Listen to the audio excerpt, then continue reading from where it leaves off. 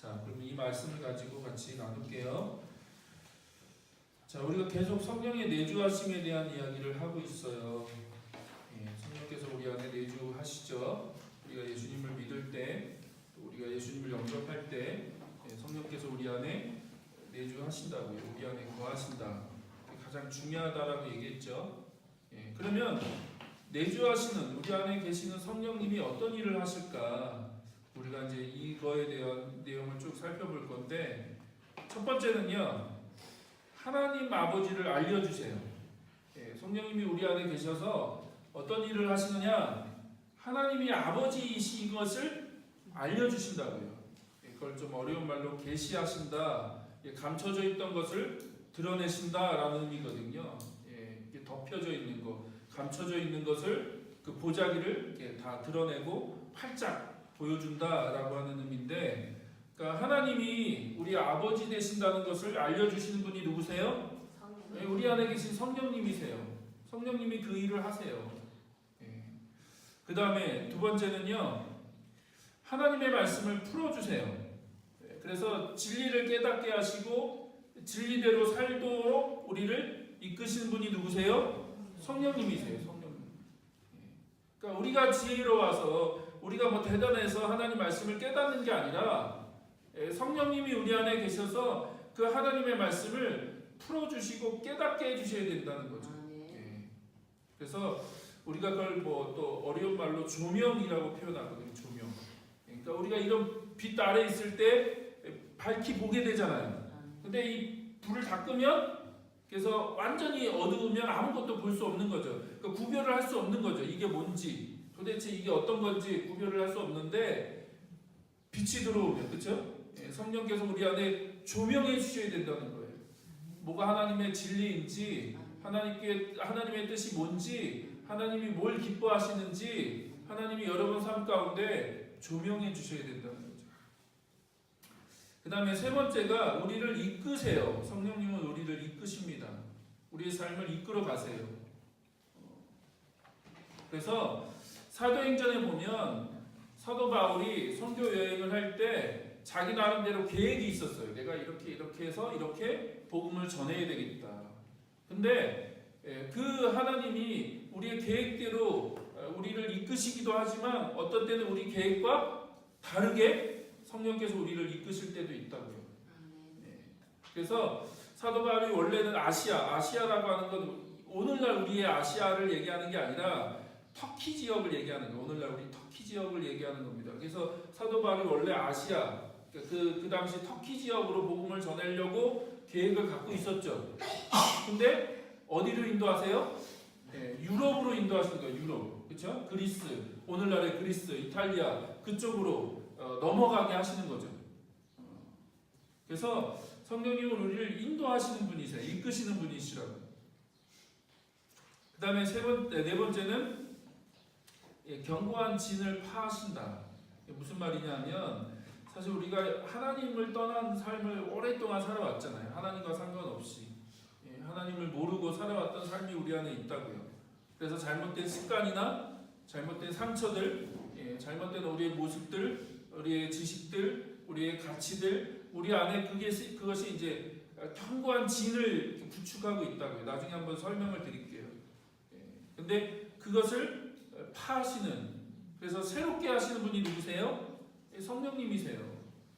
그래서 우리 안에 새로운 습관을 갖게 하시고 새로운 가치에 대해서, 삶의 방향에 대해서, 또 우리 안에 잘못된 상처들, 그걸로 인해서 우리의 삶이 파괴되고 무너져 있었죠. 망가져 있었죠.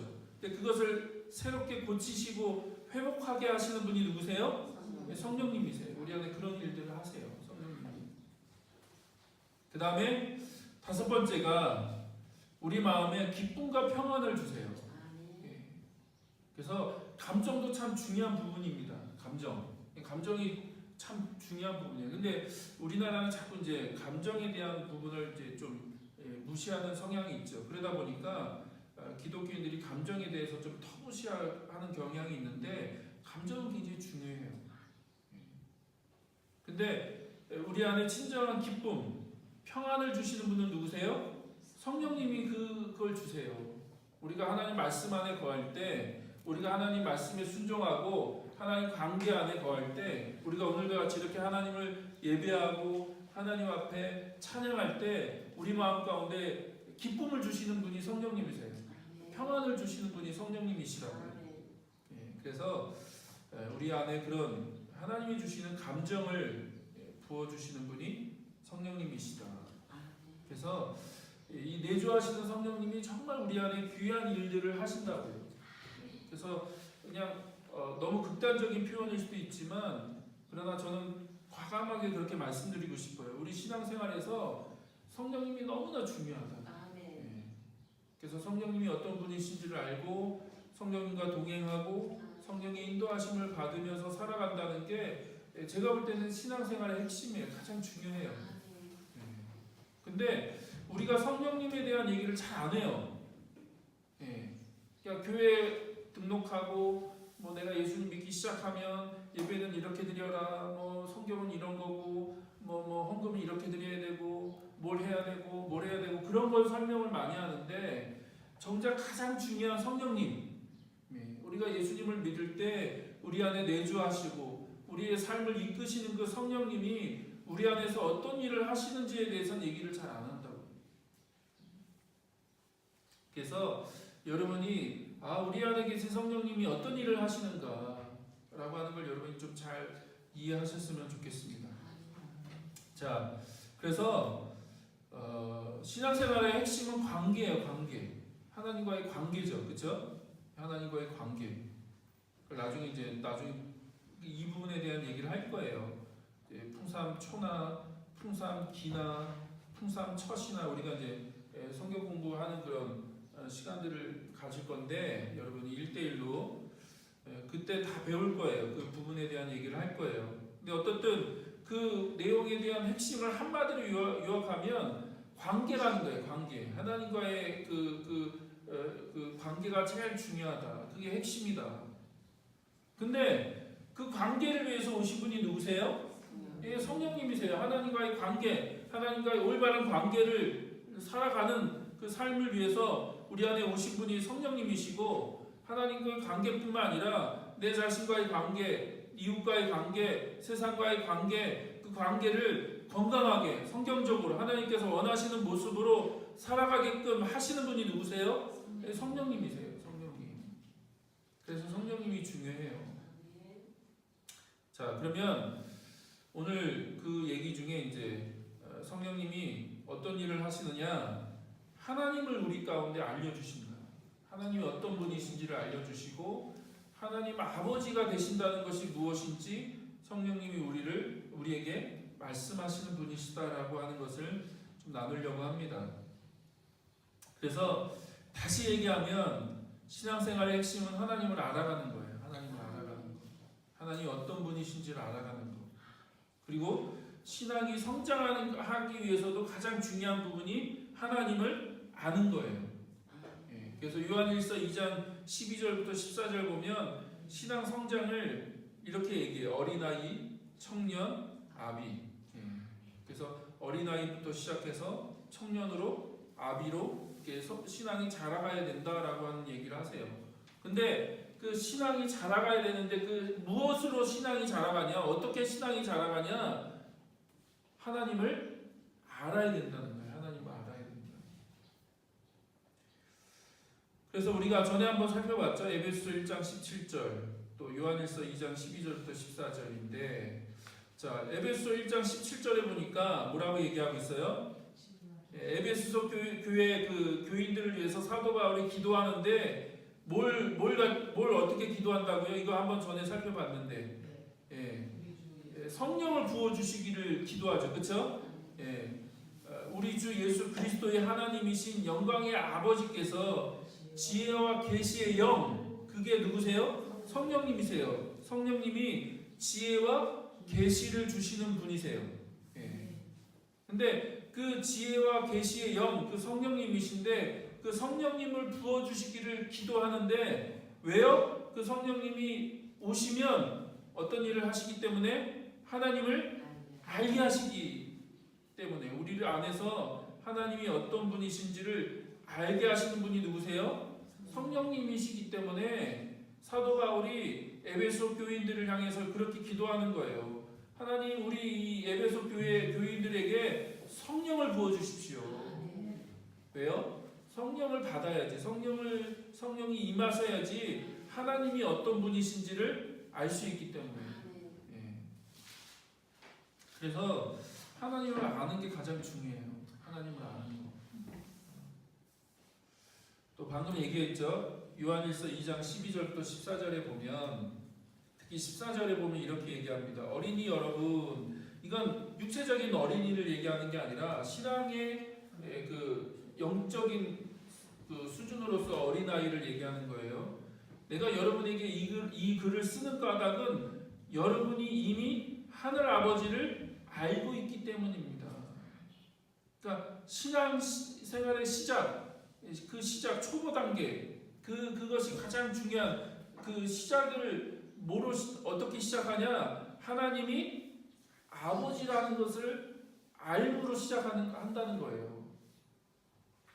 이해되세요? 네, 그러니까 진짜 신앙생활의 시작은 하나님이 내 삶의 아버지시구나라는 걸 알아야 된다는 거죠. 네. 그래서 하나님을 아는 게 중요하다. 하나님을 아는 게. 근데 그 하나님을 알도록 우리 가운데 일하시는 분이 누구세요? 성령님이세요. 성령님. 근데 여기서 안다는 건 단순히 지식적인 알을 얘기하는 게 아니다. 단순히. 성경에서 안다는 건 경험적이고 인격적인 알을 얘기하는 거죠. 그래서 우리가 지난주에 얘기했듯이 우리의 몸과 우리의 영과 우리의 마음을 다 동원해서, 그러니까 지와 정과 의, 그러니까 지식과 또 감정과 의지, 우리의 몸, 우리의 영, 모든 걸 다 동원해서 하나님을 아는 것. 그게 하나님을 안다고 얘기할 수 있는 거죠. 그리고 예수님이 그거를 뭐라고 표현했어요? 하나님을 사랑하는 것이라고 얘기했죠. 너희 몸과, 그렇죠? 힘과, 그 다음에 네 마음과 내 정성을 다해서, 네 모든 걸 다해서 주 너희 하나님을 사랑해라. 이게 첫 번째 계명이다. 가장 중요한 계명이다. 그래서 이 그림은 지난주에 설명 한번 드렸잖아요. 그렇죠? 그래서 사실 우리가 하나님 관계 안에서 우리의 모든 걸 다 동원해서, 그렇죠? 모든 걸 다 동원해서 하나님을 사랑하고 하나님을 알아가고 하나님을 배워가고 하나님과 동행하고 하나님과 함께 살아가는 게 신앙생활이고 그게 가장 중요하다. 그래서 방금 말씀드렸습니다. 누가복음 10장 27절에 보니까 내 마음을 다하고 내 목숨을 다하고 내 힘을 다하고 내 뜻을 다하여서 주 너희 하나님을 사랑하여라. 그게 가장 중요하다. 그게 신앙생활의 핵심이다. 그게 신앙생활의 본질이다. 하나님을 사랑하는 것. 다른 말로 하면 하나님을 알아가는 것. 하나님을 경험하고 하나님을 배워가고 하나님이 어떤 분이신지를 알아가는 것. 그게 가장 중요하죠. 자, 그래서 여기서 가장 중요한 포인트는 하나님이 우리 인생의 아버지가 되신다는 거예요. 아버지. 네, 아버지. 근데 이제 여기서 한 가지 오해를 좀 먼저 풀고 제가 설명을 더 드려야 되는데, 자, 오늘 우리가 읽었던 성경에 보니까 뭐라고 표현했어요? 아빠, 아버지라고 설명해 놨죠. 우리가 이제 예수님을 통해서 예수의 영을 받아서, 그러니까 성령을 얘기하는 거죠. 성령을 받아서 우리가 하나님의 자녀가 됐기 때문에 하나님을 뭐라고 부를 수 있다? 아빠, 아버지라고 부를 수 있다라고 얘기하시죠. 근데 여기서 말하는 아빠라는 말은 원래는 이제 그 아람어, 예수님 당시에 사용했던 언어가 이제 아람어거든요. 아람어로서 아바라는 말입니다. 아바. 네. 근데 굉장히 비슷하죠. 아빠, 아바. 굉장히 발음이 비슷합니다. 정확하게 발음하면 아바가 되는데, 우리나라 아빠하고도 굉장히 비슷하죠. 발음이. 근데 여기서 말하는 아람어 아바는요 아빠가 아니에요. 아빠가 영어로 말하면 daddy인데 daddy. 예, 이게 굉장히 친근한 어린 아이들이 아빠를 부를 때 뭐라고 불러요? daddy라고 불러요. 우리나라 말로 하면 아빠죠, 아빠. 근데 여기서 말하는 아바는 아빠가 아니에요. 아빠가. 여기서 말하는 아바는요 아버지라는 말입니다. father, 아버지. 예. 근데 이제 우리나라 성경이 그걸 잘못 번역을 했어요. 예, 아마 발음이 비슷해서 그런지 몰라도 어떤지 몰라도 하여튼 우리나라 성경이 그걸 아빠라고 번역을 했는데 예, 여기서 말하는 아바는 아빠가 아니에요. 아버지입니다. 아바는 아버지라는 말이에요. 예, 그래서 그 갈라디아서 4장 6절 그다음에 똑같이 로마서 8장 15절을 보면 우리나라 성경은 그걸 다 아빠라고 번역을 했는데 그건 잘못 번역했어요. 예. 그래서 로마서 8장 15절에 보면 이렇게 돼 있죠. 여러분은 또다시 두려움에 빠뜨리는 종살이의 영을 받은 것이 아니라 자녀로 삼으시는 영을 받았습니다. 성령을 얘기하시는 거예요. 그래서 우리는 그 영으로 하나님을 아빠, 아버지라고 부를 수 있다는 거죠. 그리고 우리가 방금 읽었던 갈라디아서 4장 6절도 똑같이 얘기하고 있어요. 그런데 여러분은 자녀이므로 하나님께서 그 아들의 영을 우리 마음에 보내주셔서 우리가 하나님을 아빠, 아버지라고 부를 수 있게 하셨다고 얘기하고 있죠. 근데 여기서 다시 말하는데 아바는 아빠가 아니에요. 아버지라는 말입니다. 이걸 왜 얘기하냐면 많은 분들이 이렇게 쭉 그 여러분의 여러 목사님의 설교나 이야기를 들어보면 이걸 아빠라고 이제 그 번역을 하니까 친밀함을 강조하는 단어라고 생각하거든요. 이해되시죠? 어린애가 아버지를 아빠, 데디라고 부를 땐 굉장히 친근한 표현이거든요. 근데 이제 애가 어느 정도 크면 이제 뭐라고 불러요? 아버지라고 부르겠죠. 아빠라고 잘 안 부르죠. 저도 사실 아빠라고 잘 말은 안 나옵니다. 좀 징그러워서 아버지라고 부르지 아빠라고 부르진 않거든요. 근데 아빠라는 말은 굉장히 친근함이 강조된 단어죠. 친밀함이 강조된 단어. 그러니까 아바를 아빠라고 이제 번역을 해놓으니까 봐라 하나님을 아빠라고 불러도 된다라고 사람들이 얘기해요. 그래서 하나님과의 그 친밀함을 얘기하는 단어다라고 사람들이 얘기해요. 근데 이 말은 그런 의미가 아니에요. 친밀함을 강조하는 단어가 아니라고요. 아바는 그냥 아바는 아람어로 아버지라는 단어예요. 아버지. 친밀함을 강조하는 단어가 아니라 오히려 아바는요 권위와 순종, 보호를 강조하는 단어입니다. 자, 무슨 말이냐면 예수님 당시에 물론 지금도 그렇죠. 한국 사회도 그렇고 뭐 아시아 쪽이 더 강할 수도 있지만 어떻든 예수님 당시에 사회는 매우 엄격한 가부장적 사회였어요. 그래서 그 가정의 권한, 권위, 결정을 다 누가 했어요? 아버지가 하는 거예요. 아버지가 모든 결정을 아버지가 하는 거예요. 심지어 결혼까지도 아버지가 하고 모든 집안의 결정을 아버지가 하는 가부장적 사회였다고요. 그래서 아버지라는 단어에는 어떤 의미가 있냐면 권한이라는 의미가 있어요. 권한. 결정권을 아버지가 갖고 있는 거예요. 모든 결정권을.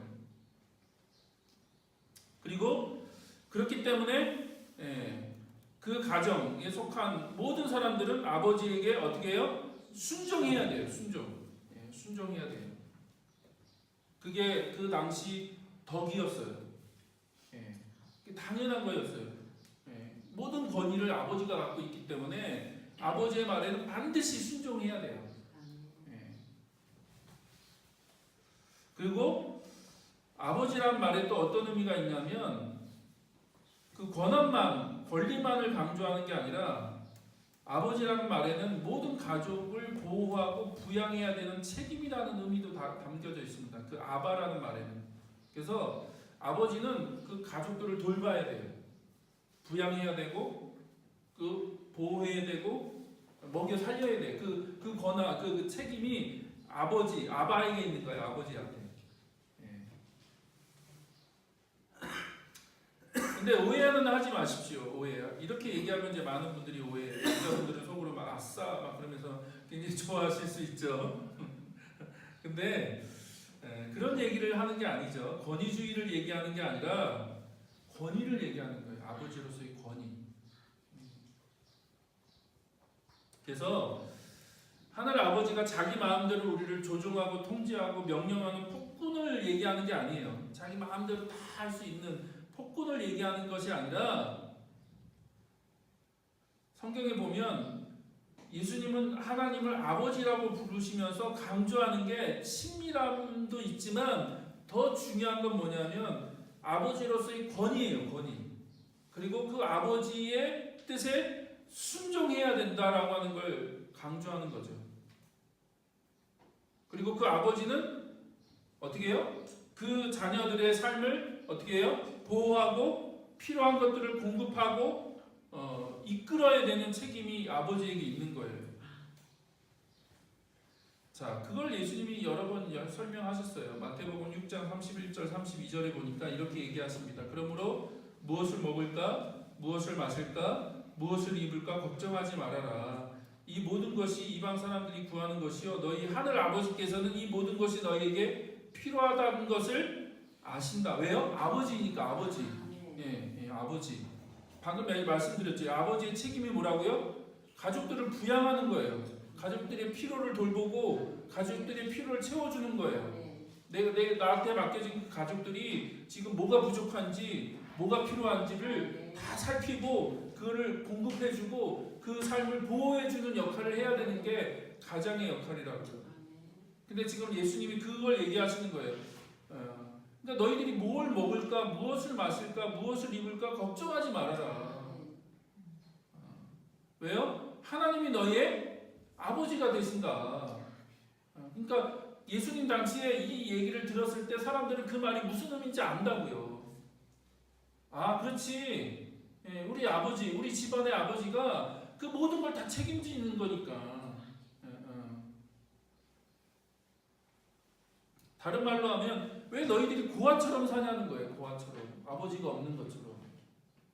왜 너희들이 걱정하고 왜 너희들이 염려하고 왜 너희들이 그것에 대해서 불안해하느냐는 거죠. 그럴 필요 없다. 왜? 하늘 아버지가 하나님이 너희의 아버지가 되신다는 거예요. 아버지. 또 이런 얘기도 하셨습니다. 예수님이 마태복음 7장 9절 10절에 보니까 너희 가운데 아들이 빵을 달라고 하는데 돌을 줄 부모가 있냐. 아들이 배고파서 자녀가 배고파서 빵을 주십시오. 빵을 달라고 하는데 돌을 던져줄 부모가 있냐는 거예요. 그럴 부모가 없죠. 그러니까 이것도 예수님 당시에 그 문화를 좀 이해할 필요가 있어요. 이 빵이라고 하는 게 어떻게 빵을 구웠냐면 지금도 이제 그 아랍권에 가면 그렇게 빵을 굽는데 화덕 안에다가 이렇게 밀가루 반죽을 갖다 붙이는 경우도 있고요. 그런 거 먹어보셨어요? 굉장히 맛있습니다. 직접 불에다 굽는 게 아니라 달구어진 화덕에다가 이 밀가루 반죽을 딱 붙여갖고 그 열기로 굽든지 아니면 그 불 위에다가 돌을 쌓아놓고 돌 위에다가 빵을 굽는 거예요. 그럼 굉장히 맛있어요. 근데 이 얘기가 지금 어떤 얘기예요? 아들이 배고파서 빵을 달라고 하는데 지금 굽고 있는 그 빵을 달라고 하는데 빵을 주지 않고 그 빵 옆에 있는 돌을 던져줄 부모가 어딨냐는 거죠. 그럴 부모가 없다. 또 뭐라고 얘기해요? 생선을 달라고 하는데 배고파서 생선을 달라고 하는데 뱀을 줄 사람이 있냐. 이거 한국적인 분위기는 좀 물론 뱀을 좋아하시는 분들이 계시긴 하는데 이건 유대 당시 문화로서는 이거 있을 수 없는 일이죠. 그렇죠? 뱀은 굉장히 부정한 동물이에요. 율법에 의하면 굉장히 부정한 동물이기 때문에 만지지도 않고 먹지도 않고 건드리지도 않습니다. 근데 자식이 배고파서 생선을 달라고 하는데 뱀을 먹으라고 던져줄 부모가 있냐는 거예요. 그렇지 않죠? 예. 자, 11절에 이렇게 얘기합니다. 같이 한번 읽어볼까요? 너희가 악해도 너희 자녀에게 좋은 것을 줄 줄 알거든 하물며 하늘에 계신 너희 아버지께서 구하는 사람에게 좋은 것을 주시지 아니하시겠느냐. 예. 그러니까 너희가 악한 부모라도 자녀가 달라고 하면 좋은 것을 주려고 한다. 그렇다면 하늘 아버지는 어떻게 했냐는 거예요. 하늘 아버지가 자녀들이 뭘 달라고 하는데 대충 주겠냐는 거예요. 아무거나 주겠냐. 그 달라고 하는 그 소리에 그 부르짖는 소리를 무시하겠냐. 그 하늘 아버지께서 뭘 주세요? 가장 좋은 걸 주시는 분이시거든요. 가장 좋은 거. 그게 아버지의 책임이에요. 아버지의 역할. 아버지는 가족을 무한대로 책임져야 되고 공급해야 되고 그 보호해야 되는 역할을 해야 되는 거죠. 자, 재밌는 건요. 누가복음은 그거를 이렇게 설명하세요. 누가복음 11장 13절 똑같은 이야기인데 누가복음 11장 13절은 이렇게 얘기합니다. 한번 읽어볼까요? 너희가 악할지라도 너희 자녀에게 좋은 것들을 줄 줄 알거든 하물며 하늘에 계신 아버지께서야 구하는 사람에게 성령을 주시지 않겠느냐. 예. 방금 말씀에서 좋은 것을 주겠다라고 말씀하셨는데 누가복음에는 그게 뭐로 바뀌었어요? 예, 성령으로 바뀐 거죠. 그러면 좋은 게 뭐예요? 성령인 거죠. 그러니까 하나님이 우리에게 좋은 걸 주시기를 원하세요. 근데 누가복음을 읽어보니까 그 좋은 게 뭐예요? 성령님이시라고요. 성령님. 그러니까 우리가 구할 때 하나님은 뭘 주세요? 성령님을 주세요.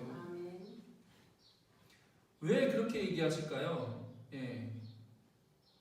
우리에게 성령님을 주세요. 가장 좋은 것 성령님을 주시는데 성령님을 주시는 이유는요. 성령님을 통해서 아버지를 알 수 있기 때문에 그런 거죠. 하늘 아버지를 아는 게 가장 중요해요. 그분이 어떤 분이신지를 아는 것. 그 아버지가 어떤 아버지이신지를 아는 것이 가장 중요해요. 우리의 삶에 많은 문제들을 해결할 수 있어요. 그래서 어떤 분은 심지어 이렇게 얘기해요. 우리 인생의 90%는 하나님을 아버지라고 하는 사실을 모르기 때문에 우리가 걱정하고 염려하고 불안해하고 두려워하고 하는 거다. 근데 우리가 만약 하나님이 우리의 삶의 진짜 아버지라는 것을 안다면 우리 대부분의 문제들이 해결될 거다. 그래서 우리에게 가장 좋은 걸 주시는 그 하나님께서 우리에게 가장 좋은 것을 주시는 그게 뭐라고요? 성령님을 주신다고요. 성령님. 왜냐하면 하나님을 안다는 것이 우리의 삶의 진정한 행복이고 기쁨이기 때문에 그래요. 그래서 하나님이 어떤 분이신지를 아는 것, 또 그 하나님이 우리 아버지라는 사실을 아는 것, 그게 정말 중요하죠. 그래서 오늘 말씀으로 다시 돌아가면, 그렇죠? 오늘 갈라디아서 말씀으로 돌아가면 뭐라고 얘기합니까? 우리가 종의 영을 받지 않았다. 종의 영, 그렇죠? 우리가 종이 아니라는 거예요. 더 이상 종의 영을 받은 종들이 아니라는 거예요. 예, 종들은 어때요? 예, 주인을 두려워하죠. 주인을 두려워. 그래서 종의 영을 받은 사람들, 종의 마음을 갖고 있는 사람들의 특징은 두려움이라고 해요. 두려움. 여러분 꼭 기억하세요. 하나님은요 우리를 두려움으로 끌고 가시는 분이 아니에요. 협박하고 두려워하고 막 우리 마음 가운데 겁을 주고 불안을 주면서 우리를 끌고 가는 분이 아니라고 해요. 근데 세상 종교들 안에 그런 부분들이 있죠. 두려움을 주고 우리 안에 불안을 주면서 막 우리를 조종하고 통제하려고 해요. 왜요? 그들이 말하는 신은 아버지가 아니기 때문에. 그런데 오늘 말씀을 보니까 하나님이 우리에게 뭘 주셨어요? 아들의 영, 그렇죠? 아들의 영, 성령을 주셨다고. 성령을 주셨다. 그 앞에 보면 우리가 예수님을 믿음으로 예수님과 하나 됐다, 하나 됐다. 예수님과 우리가 연합했다, 우리가 하나 됐다라고 얘기해요. 그리고 예수님을 통해서 우리가 구속을 받고 속량을 받았다, 구원을 받았다. 그래서 우리가 하나님의 자녀가 됐다고 얘기하는 거예요. 그걸 또 다른 말로 아들의 영을 받았다, 우리가 성령을 받았다라고 얘기하는 거예요. 그래서 우리 안에 성령님이 계시기 때문에 하나님을 뭐라고 불러요? 아바 아버지라고 부를 수 있다는 거예요. 아바 아버지. 그분이 내 삶의 아버지가 되신다는 거예요. 아버지. 그래서 우리 안에 내주하시는 성령님은 계속해서 우리 안에 하나님이 아버지가 되신다는 사실을 계속해서 말씀해 주시고 확인해 주시고 우리를 이끌어 가시는 분이시죠. 그래서 그 아버지는요, 두려워해야 될 존재가 아니라는 거예요. 두려워해야 될 존재가 아니라 그 아버지는 우리의 삶을 책임져 주시고 보호해 주시고 인도해 주시는 아버지이시다는 거예요. 그러나 또 더불어서 성경은 그 아버지의 권위를 강조한다고요. 권위. 그래서 우리가 아들로 그분의 자녀로서의 역할은 뭐예요? 그분의 뜻에 순종하는 거예요. 순종. 아버지를 기쁘게 해드리기 위해서 아버지의 뜻을 헤아리고 아버지의 뜻대로 우리의 삶을 드림으로 아버지의 뜻을 이루어 드리는 거, 그 순종을 강조한다고요. 그래서 복음서를 보면 예수님이 그걸 계속 얘기하세요. 아버지가 내 안에 있고 내가 아버지 안에 있고. 그래서 내가 아버지와 연합해 있는 그 상황, 그걸 계속 얘기하시면서 내가 아버지의 뜻대로 살기를 원한다. 아버지의 뜻대로. 아버지의 뜻에 순종하기를 원하고 아버지의 뜻을 이루어드리기를 원한다라고 예수님이 계속 얘기하시는 거죠. 그래서 그게 친밀함을 강조하는 말이기도 하지만 더 강조점은 아버지의 뜻에 순종하는 거죠. 아버지의 권위를 인정하고 아버지의 말씀대로 순종하는 삶을 사시겠다고 예수님이 계속 강조하시는 거죠. 그래서 우리 삶에 하나님을 계속해서 가르쳐 주시고 계시하시고 말씀하시고 그 아버지의 뜻이 무엇인지를 알려주시고 그리고 아버지의 뜻대로 순종할 수 있도록 우리를 이끌어 가시는 분이 누구세요? 성령님이세요. 그러니까 우리가 성령님의 인도하심을 받지 않고서는 아버지 하나님을 알 수가 없는 거죠. 그리고 그분이 무엇을 기뻐하시고 무엇을 좋아하시는지조차 우리가 알 수 없는 거예요. 그러니까 계속 말씀드리지만 그냥 신앙생활이라는 게 그냥 주일날 한번 와서 예배드리고 무엇인가 이렇게 종교적인 의무를 행하고 그리고 그냥 끝 월요일부터는 내 마음대로 내 뜻대로 사는 것이 신앙생활이 아니라 진짜 중요한 건 매일매일의 삶의 순간에서 성령님과 함께 사는 거예요. 그래서 하나님의 뜻이 무엇인지 하나님 어떤 분이신지 하나님 뭘 기뻐하시는지 그리고 내가 더 이상 염려와 두려움과 걱정으로 살아가는 게 아니죠. 지금까지 우리 어쩌면 우리 삶이 그렇게 살아온 거예요. 불안하고 두렵고 염려 그리고 마치 내가 고아처럼 내 삶을 내가 책임져야 되고 내가 내 문제를 내가 해결해야 되고 내가 공급해야 되고 내가 처리해야 된다고 생각하면서 살았어요. 그런데 이제는 그렇지 않다는 걸 알게 된 거죠. 성령님이 우리 안에 들어오시면서 하나님이 우리 아버지가 되시고 그래서 우리를 공급하시고 보호하시고 이끄신다는 거예요. 그래서 우리가 할 수 있는 일은 뭐예요?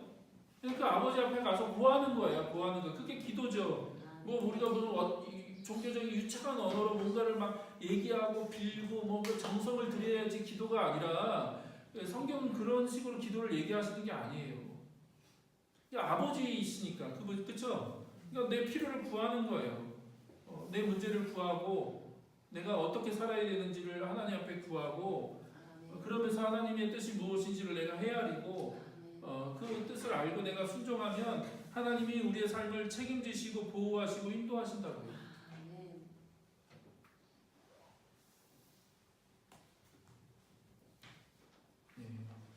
저희 딸이 넷이지만 저희 딸이 지금 많이 커서 자기들이 알아서 밥을 해 먹기도 하고 하는데 어릴 때는 다 부모가 책임지는 거죠, 그렇죠?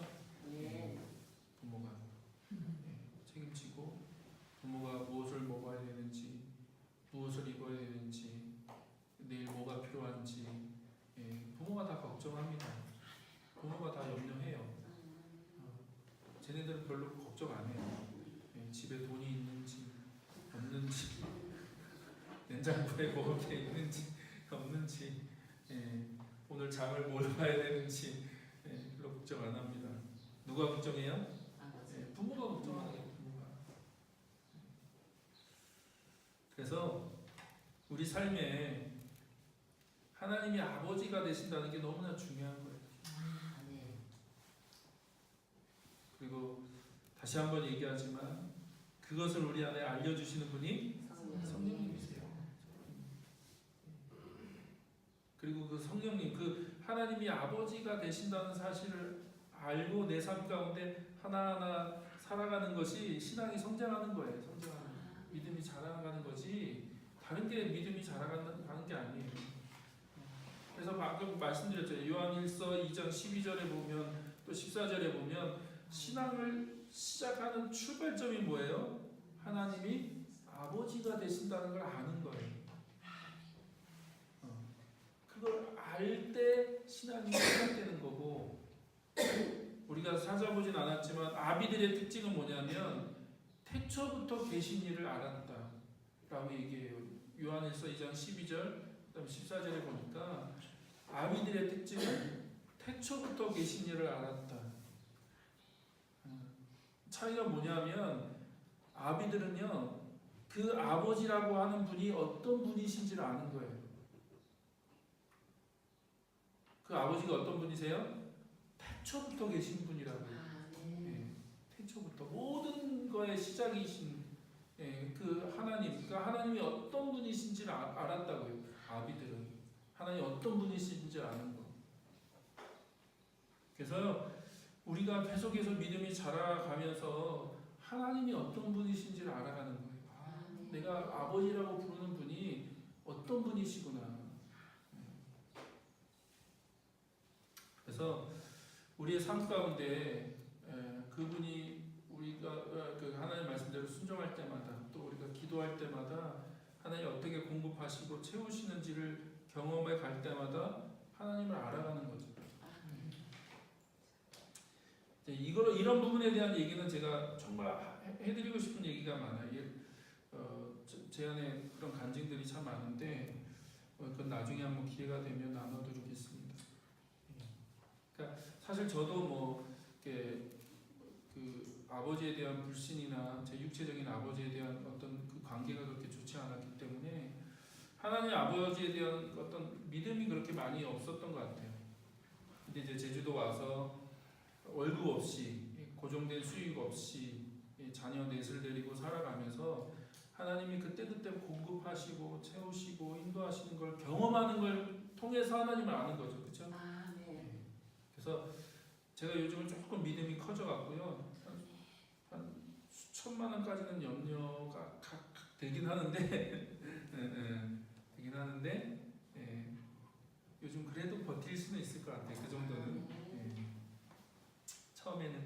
처음에는 그런 수준도 안 됐던 거예요. 수십만 원 혹은 몇만 원도 없어서 염려하고 걱정하고 불안하고. 근데 하나님은 그때그때마다 공급하시고 채우시고 하나님 정말 아버지이시구나라는 걸 배워가는 거죠.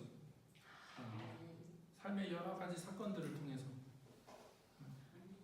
그러면 믿음이 그걸 경험한 만큼 요만큼 커지는 거예요. 뭐 갑자기 확 커지는 게 아니라 내 삶 가운데 하나님이 이렇게 공급하시는구나, 이렇게 채우시는구나. 그냥 내가 하나님 앞에 작은 목소리로 기도했는데 하나님 어떤 사람을 통해서 공급하세요. 정확하게 공급하시면 하나님 내 기도를 들으시는구나. 하나님이 내 고민과 내 염려들, 내 삶의 문제들을 하나님이 아시는구나라고 하는 요만큼 아는 거죠. 근데 또 살다 보면 또 염려하고 걱정하고 불안해요. 근데 또 우리가 하나님 그 사건을 통해서 하나님을 이만큼 알아가는 거예요. 그러면 그만큼 또 성장하는 거예요. 가장 재밌었던 그런 것 같아요. 저희 아내 옛날에 임신했을 때 제가 옆에서 보면서 참 신기했던 것 중에 하나가 입덧이 있으니까 하나님 뭘 먹고 싶습니다라고 생각했는데 누가 문을 놓고 하면서 뭘 갖다 주세요. 근데 뭘 갖다 주셨을까요? 방금 얘기했던 그게 정확하게 오는 거예요. 그분이 뭐 밖에서 이렇게 엿듣다가 갖다 주신 게 아니잖아요. 그냥 자기는 그냥 갖다 줬는데 그게 정확하게 하나님 내가 뭘 먹고 싶네요라고 얘기했던 것에 응답이 되는 거죠. 그럼 하나님이 나의 이런 소리를 들으시는구나. 그러면서 믿음이 조금씩 자라는 거예요. 우리가 처음부터 막 수천만 원, 수억 막 그렇게 되는 게 아니고 삶의 작은 사건에서부터 그 하나님이 어떤 분이신지를 경험해가고 배워가면서 신뢰가 쌓이고 그분에 대한 지식이 쌓이고 경험이 쌓이는 거지. 어느 날 갑자기 우리가 하나님이 막 어떤 분이시구나 신학적으로는 알 수 있어요. 제가 그랬던 사람이잖아요. 신학적으로, 이론적으로는 하나님을 알고 우리가 막 무슨 막 형이상학적으로 신학적으로 하나님 막 설명하고 막 지난 2000년 동안의 그런 신학적인 논쟁들을 배워가고 하면서 하나님을 안다고 얘기할 수 있었는데 삶의 현장에 딱 부닥치니까 그게 안 된다는 거예요. 작은 일에 염려하고 걱정하고 불안해하는 거죠. 근데 하나님이 그때마다 신실하게 공급하시고 이끄시는 분이신 거예요. 제주도 딸 넷을 데리고 제주도 내려온다고 그럴 때 제일 반대했던 분이 저희 아버지세요. 야, 딸 넷을 데리고 얼굴도 없이 어떻게 살래? 그쵸? 아버지가 인생을 살아왔으니까 계산이 되잖아요. 딸 넷을 데리고. 근데 저놈이 뭐 고정된 월급도 없다고 그러지, 어디서 뭐 수입도 없다고 그러지. 매번 전화할 때마다 뭘 먹고 있냐, 뭘 어떻게 살고 있냐 매번 걱정을 하시는데 요즘은 그런 얘기를 전혀 안 하세요. 거의 하시지는 않으세요. 왜냐하면 굶어 죽을 것 같았는데 지금까지 굶은 적은 없어요. 잘 살거든요. 하나님 공급하시고 인도하시기 때문에 저는 그랬다고 생각해요. 그래서 정리하겠습니다. 우리 안에 그 아버지를 계속해서 계시하시고 말씀하시는 분이 성령님이세요. 우리가 잘나서 하나님을 아는 게 아니에요. 그냥 하나님을 알아갈 수 있는 게 아니에요. 우리 안에 성령님이 계시기 때문에 그게 가능하고, 그 성령님의 인도하심을 따라 내가 아버지를 의지하기로 선택하고 결정하고 그 상황 속에서 내가 믿음으로 말씀드렸잖아요. 우리는 항상 두 가지 상황에 놓인다고. 내가 지금까지 살았던 삶을 계속 선택할 거냐, 아니면 성령 안에서 새로운 삶을 선택할 거냐. 근데 내가 의지로 하나님을 의지하기로 선택하고 하나님이 주시는 그 말씀대로 내가 순종하기로 선택했을 때 하나님이 어떤 분이신지를 그걸 통해서 배워가는 거라고요. 그렇구나. 하나님이 정말 이렇게 응답하시네. 하나님 정말 이렇게 우리의 삶을 인도하시네. 공급하시고 또 우리를 보호하시고 이끄시는 분이시네 라고 하는 것들을 우리가 그걸 통해서 배운다고요. 그리고 그걸 가능케 하시는 분이 성령님이세요. 그러나 여러분이 하셔야 될 것은 내가 성령님을 따라 살기로 결정해야 돼요. 내가 선택해야 되는 거죠. 자동으로 되는 게 아니에요. 그냥 자동으로 알아서 되는 게 아니라 그 갈등의 상황 속에서, 매일매일 갈등의 상황 속에서 내가 성령께서 주시는 그 감동과 성령께서 주시는 생각과 성령께서 주시는 그 마음에 그 이끄시는 대로 내가 살기로 결정하고, 또 말씀드렸듯이 하나님의 진리가 그냥 내 마음속에 이렇게 떨어지는 게 아니에요. 성령님이 계신다고 뭐 하나님의 진리가 자동으로 막 떨어지는 게 아니라 내가 매일매일 말씀을 읽고 그 묵상하고 하나님 말씀을 이해하고 내 마음속에 저장해 두면 그걸 가지고 쓰시는 분이 누구세요? 성령님이시라고요. 그 성령님이 우리 안에 저장해 놓고 깨닫고 배운 걸 꺼내셔서 생각나게 하신다고요. 이 상황 속에서는 적절한 말씀을 생각나게 하신다고요. 그래서 너 지금 이렇게 해야 돼라고 우리 마음의 양심에 우리 생각에 어떤 도전을 주시거나 또 갈등을 주시는 분이 성령님이세요. 그럼 그 상황 속에서 어떻게 해요? 내가 의지를 동원하고 내가 그동안 살아왔던 삶의 경험을 돌아보니까 하나님 신실하신 분이세요. 작은 거지만 아주 작은 거지만 그래야 내가 하나님께 반응했을 때 하나님이 내 삶 가운데 신실하셨어 라고 내가 갖고 있는 그 믿음을 동원해서 다시 한번 하나님을 의지하고 하나님을 따르기로 어떻게 해요? 선택하는 거예요. 그럴 때 또 다시 우리가 하나님을 알아가고 또 하나님을 배워가고 하나님이 어떤 분이신지를 다시 우리가 경험하는 거죠.